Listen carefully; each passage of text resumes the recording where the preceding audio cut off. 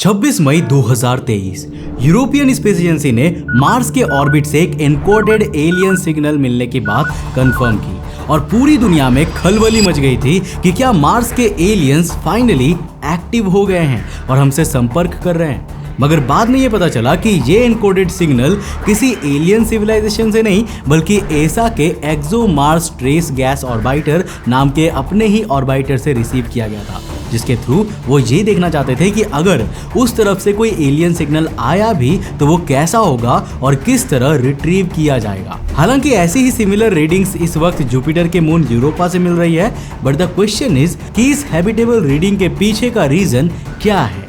क्या यहाँ एलियंस रह रहे हैं? क्योंकि यूरोपा एक हैबिटेबल लाइफ के लिए मार्स, मून और टाइटन से भी बेटर और सस्ता ऑप्शन है। एंड लास्टली इस छोटे से मून के रिसर्च मिशन क्लिपर में ऐसा क्या खास है जो इसमें $5 बिलियन यानी करीब 4000 करोड़ रुपए खर्च किए जाने वाले हैं। वेल, आज के इस वीडियो में हम इसी के ऊपर बात करने वाले हैं। तो हेलो गाइस, मैं हूं कौशिक और चलिए शुरू करते हैं एक और नए एपिसोड।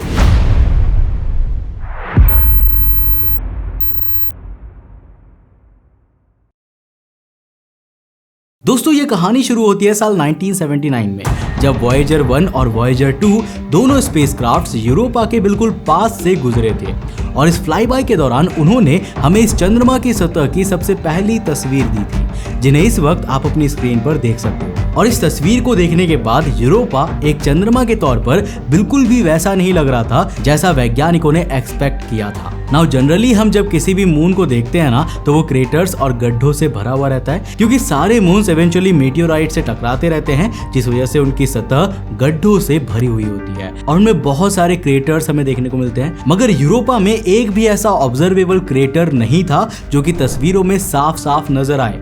हालांकि जो चीज इंटरेस्टिंग थी वो थी इसकी सरफेस पर मौजूद ये क्रिस क्रॉस लाइंस, जैसे किसी ने इस चंद्रमा की सतह को अपने बड़े बड़े नाखूनों से कुरेद रखा हो। अब आखिर किसके इतने बड़े नाखून हो सकते हैं? Well, the answer is nature.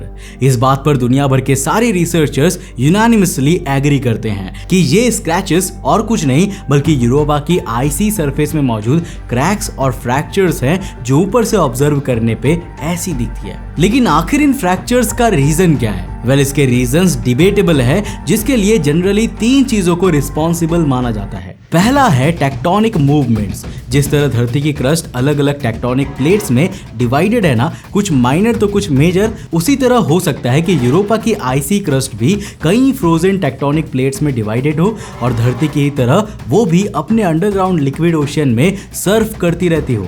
In cracks के केस में ये टेक्टोनिक प्लेट्स परफेक्टली वर्क करती है, एज किन्हीं 2 टेक्टोनिक प्लेट्स के दूर जाने की वजह से ऐसी ओपनिंग्स का क्रिएट होना बड़ी बात नहीं है। लेकिन एज पर डेटा कुछ फैक्टर्स को ये टेक्टोनिक प्लेट्स वाली थियरी सपोर्ट नहीं करती, इसीलिए इस मॉडल को यूरोपा के केस में अपोज भी किया जाता है। ऐसे में दूसरा सबसे ज्यादा दिया जाने वाला एक्सप्लेनेशन है क्रायो वोल्केनोज।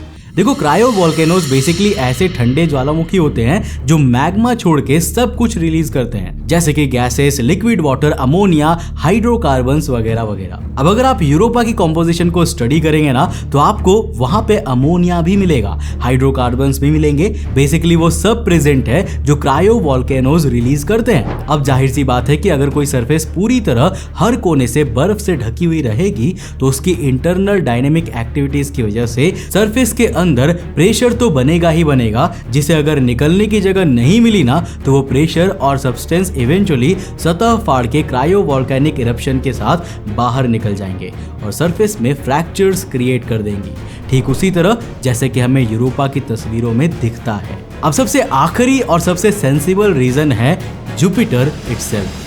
देखो, जुपिटर जैसा मैसिव प्लैनेट शायद इस छोटे से मून के ऊपर इतना टाइडल फोर्स अप्लाई करता होगा कि यूरोपा की सरफेस इवेंचुअली क्रैक कर जाती होगी और उसकी क्रस्ट पे बनने वाली फ्रैक्चर्स ऐसी दिखने लगते होंगे। अब यहाँ पर कारण चाहे कुछ भी क्यों ना हो, बट एक चीज जरा इन तीनों एक्सप्लेनेशन में कॉमन नोटिस करना कि ये तीनों ही एक्सप्लेनेशन इस बेसिस पर टिके हुए हैं कि यूरोपा की आइसी क्रस्ट के नीचे एक वार्मर अंडरग्राउंड ओशन मौजूद है, जिसको अगर हम यूरोपा की एस्टिमेटेड नन कोर डेप्थ से कंपेयर करें तो फिर जो वॉल्यूम हमारे सामने आता है उसमें अगर हम पानी भरे तो एज ए रिजल्ट हमारे सामने इतना बड़ा ओशन आता है कि वो हमारी पृथ्वी के सारे वाटर रिजर्वॉयर्स के कंबाइंड वॉल्यूम से भी 2 गुना पानी अंदर स्टोर कर सकता है, और वो भी सॉल्टी वाटर, ठीक हमारे पृथ्वी के समुद्रों की तरह। और सिर्फ यही इकलौता कारण नहीं है कि यूरोपा इस वक्त एक सेकंड होम के तौर पर Mars, moon and specially Titan से बेटर ऑप्शन है, बल्कि इसके और भी कई रीजंस हैं जिनके बारे में एक एक करके हम बात करते हैं।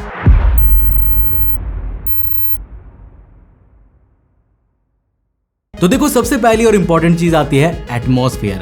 टाइटन और यूरोपा दोनों के पास एक वेल मेंटेन्ड एटमॉस्फेयर है, जबकि मून और मार्स के पास में हमें पहले एक एटमॉस्फेयर बनाने का ही जुगाड़ देखना पड़ेगा। लेकिन एटमॉस्फेयर में भी जब हम दोनों ग्रहों का कॉम्पोजिशन कंसीडरेशन में ले तो इस मामले में भी यूरोपा टाइटन से थोड़ा बहुत नहीं बल्कि फार बेटर है, क्योंकि टाइटन का एटमॉस्फेयर जहां 95% नाइट्रोजन और 5% मीथेन से बना हुआ है, तो वहीं पर यूरोपा का एटमॉस्फेयर केवल और केवल ऑक्सीजन से ही बना हुआ है। मतलब यहाँ पर हवा हमारे लिए सजी रखी है, हमें बस जाके वहां पर सांस लेना है। अब यहाँ पर एक बहुत ही बड़ा फैक्टर मिशन और ट्रैवलिंग कॉस्ट भी है।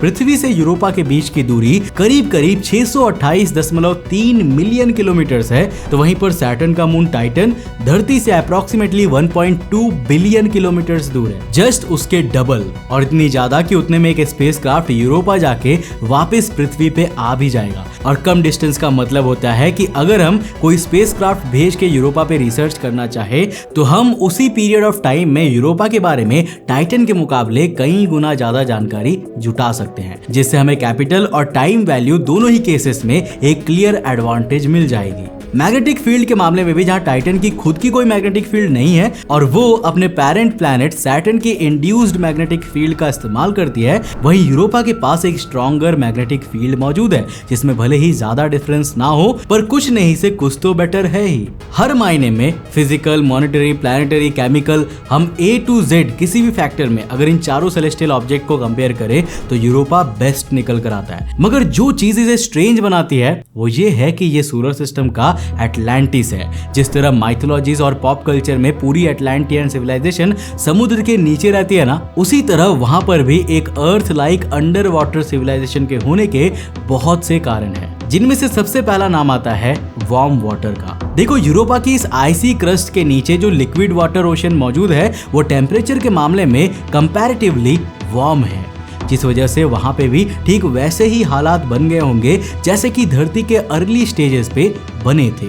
बाकी सारे हैबिटेबल सेलेस्टियल ऑब्जेक्ट्स पे जहां सोलर रेडिएशन हैबिटेबल लाइफ के लिए बहुत बड़ा चैलेंज बन जाती है ना, वहीं इस प्लैनेट पे वार्म वाटर ओशियन आइसी क्रस्ट के नीचे मौजूद है, जिस वजह से अगर कोई कॉस्मिक रेडिएशन आती भी होगी तो इसके नीचे पानी में मौजूद माइक्रो ऑर्गेनिजम्स या ऑर्गेनिजम्स को अफेक्ट नहीं कर पाती होगी। और ये सब इतनी बड़ी बातें हैं कि इससे यूरोपियन लाइफ की पॉसिबिलिटीज इतनी बढ़ जाती है कि that forced researchers to think about launching a dedicated mission for this. और साल 1997 में इसे प्रपोज किया गया, जिसके कुछ साल बाद फाइनली इस पे काम करना शुरू कर दिया गया और इसे नाम दिया गया क्लिपर।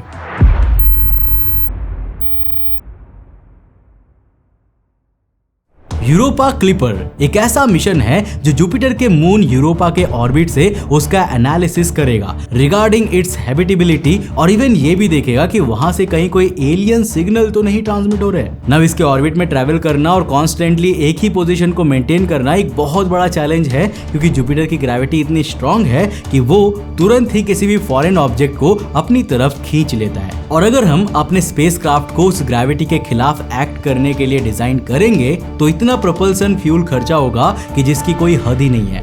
ऐसे में हमारे पास सिर्फ एक ही ऑप्शन बचता है, स्पेसक्राफ्ट को जुपिटर के ऑर्बिट में एंटर करवाया जाए और जब वो स्पेसक्राफ्ट वापस से यूरोपा के पास पहुंचे तो वहां की डीप स्टडी और ऑब्जर्वेशन करना शुरू कर दे।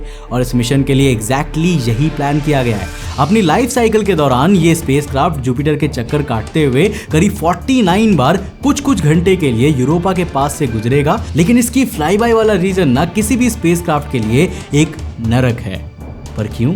वेल, इसलिए क्योंकि जुपिटर की मैग्नेटिक फील्ड अर्थ से 20,000 गुना स्ट्रॉन्ग है, जिस वजह से ये सूरज से आने वाले चार्ज्ड पार्टिकल्स को कैप्चर करके एक्सेलरेटेड फॉर्म में रिलीज करते हैं। और यही हाईली एनर्जेटिक और चार्ज्ड पार्टिकल्स अगर किसी भी स्पेसक्राफ्ट से ज्यादा इंटरैक्ट करेंगे तो उसे डिस्ट्रॉय कर देंगे, चाहे कितने ही प्रोटेक्टिव लेयर्स क्यों ना लगाई गई हो। मगर इन सभी चैलेंजेस के अलावा ये मिशन ऐतिहासिक भी है, क्योंकि एंटेनाज और सोलर एरेज को मिला के ये नासा द्वारा बनाया गया अब तक का सबसे बड़ा इंटरप्लैनेटरी स्पेसक्राफ्ट है, जो 100 फीट चौड़ा और 58 फीट लंबा है। ऑर्बिट से किसी भी प्लैनेट के अंडरग्राउंड कंडीशन का पता लगा पाना, वो भी एक्यूरेटली, एक दौर में नेक्स्ट टू इम्पॉसिबल माना जाता था। मगर ऑर्बिट से ही अब तक का बेस्ट डेटा एक्सट्रैक्ट करने के लिए इस क्लिपर में कुल मिला के 9 नेक्स्ट जनरेशन इंस्ट्रूमेंट्स लगाए हुए हैं, जिसमें से सबसे पहला है Europa imaging system as known as EIS और Europa thermal emission imaging system